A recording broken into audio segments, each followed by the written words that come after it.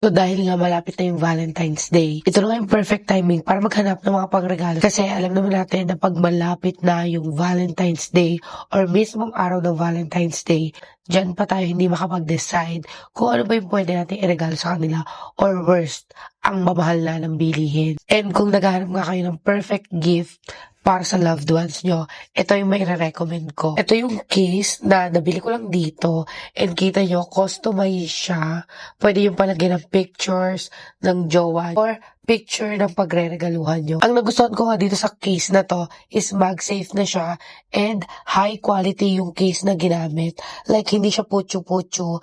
Mapoprotektahan na yung cellphone nyo at the same time, makakapili pa kayo ng design for your loved ones. And yung quality ng print niya guys, kita nyo naman, hindi basta-basta nabubura, hindi natatanggal.